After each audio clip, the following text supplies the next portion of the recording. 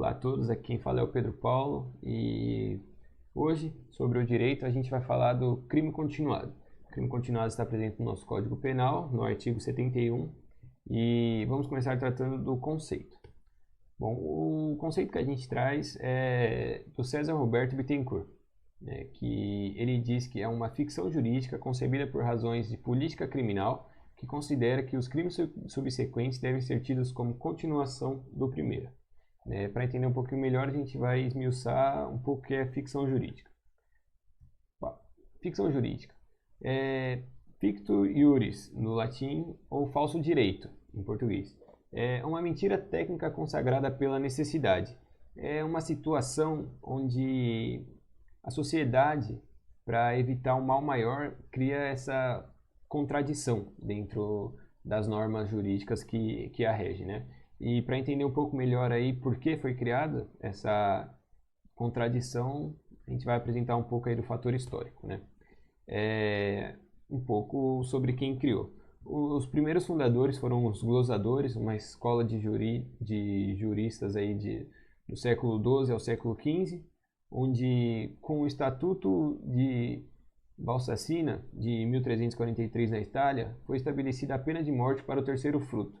E então foi posto em prática efetivamente aí nesse ano para poder evitar que pessoas fossem mortas por causa do crime de furto. E eles criaram esse instituto jurídico, essa ficção jurídica, para poder dar um tratamento unitário a uma pluralidade de atos delitivos. E estabeleceram também, claro, uma série de requisitos que a gente vai ver logo mais à frente. Os crimes subsequentes devem ser tidos como continuação do primeiro. Por exemplo, aí na nossa imagem, né, um agente está furtando um veículo, né, e ele sempre age da mesma maneira e ele sempre consegue o fruto agindo da mesma forma.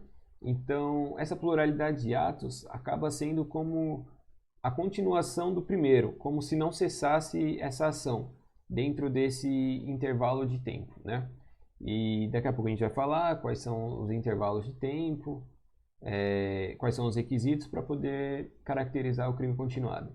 A gente tem o exemplo do furto, né, do artigo 155, que a pena é de 1 a 4 anos e multa.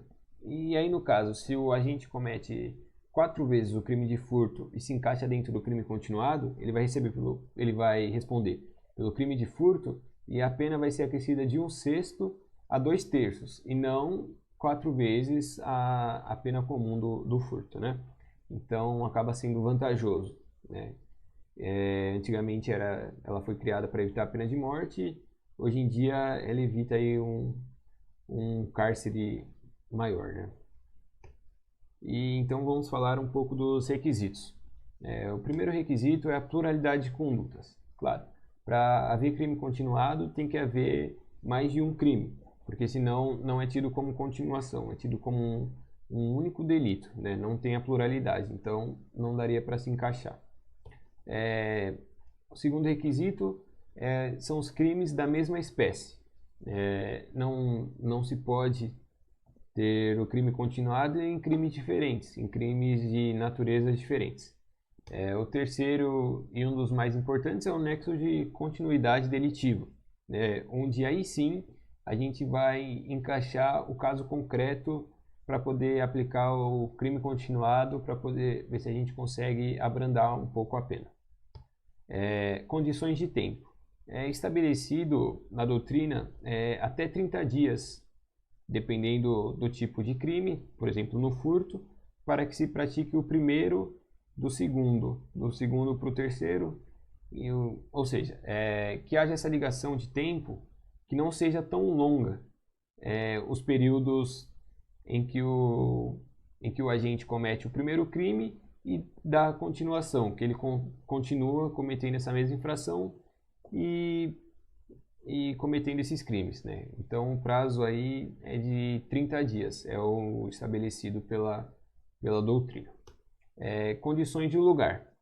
Também requer que não seja localidades muito longe.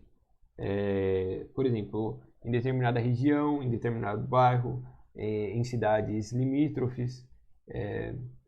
Ou seja, não pode acontecer o crime de uma cidade que não faça divisa com a outra, porque aí já seria um outro local, já o agente se comportaria de uma maneira diferente, teria que usar meios de fuga, como ele ia sondar o local para poder fazer o furto, aí não ia caracterizar como uma continuação do primeiro. Aí seria um novo crime e ele responderia separadamente. Terceiro, né, dentro do nexo da continuidade delitiva, é a maneira de execução. Se o agente quebra o vidro do carro em um furto, ou na outra ele age com uma chave, né, na outra ele, digamos, usa um aparelho para bloquear o travamento automático das portas. Então a gente vê aí que é uma maneira de execução diferente, e às vezes pode não se encaixar dentro do crime continuado. Outras condições semelhantes, isso por exemplo, uma eventualidade, né? A doutrina bate bastante nessa tecla da eventualidade. Por exemplo, em determinado local tem shows, né, no final de semana, e os bandidos eles costumam furtar os carros durante esses shows. E se ele furta num dia comum, onde não há show, não há um excesso de veículos, pode ser descaracterizado o crime continuado por não ter esse evento que caracterizava a continuação dos crimes dele, esse lapso temporal como se tivesse quebrado, né, para ele poder, aí já seria um outro novo crime, onde ele responderia também à parte. Dentro do nosso Código Penal, como falado no início, ele está no artigo 71, que rediz: quando o agente, mediante mais de uma ação ou omissão, pratica 2 ou mais crimes da mesma espécie, pelas condições de tempo, lugar, maneira de execução e outras semelhantes, devem ser os subsequentes havidos como continuação do primeiro. Aplica-se-lhe a pena de um só dos crimes, se idênticas ou a mais grave, se diversas, aumentada, em qualquer caso, de 1/6 a 2/3. Então, assim, se for idêntica, por exemplo, um ladrão ele costuma furtar o toca-fitas de veículos ao meio-dia, né, o horário de almoço dentro de um shopping. Então, aí, como são crimes idênticos, ele vai responder pela pena de um só crime. Ou então, digamos que esse mesmo agente ele costuma roubar no horário da noite e ele efetua os furtos às 6 horas, às 6:30 da noite, ou então às 11 horas da noite.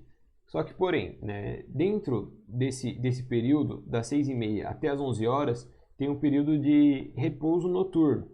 E aí ele vai acabar recebendo uma pena mais grave. Então aí vai ser considerada mais grave para poder aplicar esse aumento, né, de 1/6 a 2/3. No parágrafo único a gente tem algumas exceções, que são no caso nos crimes dolosos, com violência ou grave ameaça à pessoa. Essa exceção visa proteger, né, os cidadãos de maneira geral,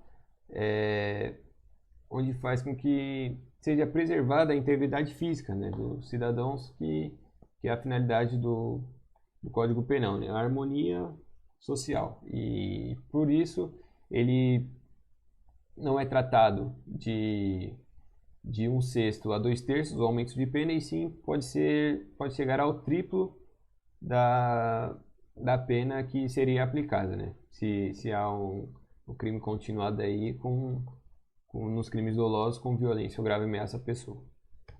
E com isso a gente terminou essa breve exposição. Para quem quiser se aprofundar mais, eu vou deixar a bibliografia aí na descrição. Eu peço para que você se inscreva no canal, deixe seu like e deixe no comentário caso tenha alguma sugestão ou algum tema para o próximo vídeo. Então é isso aí, muito obrigado, fique com Deus e tchau, tchau.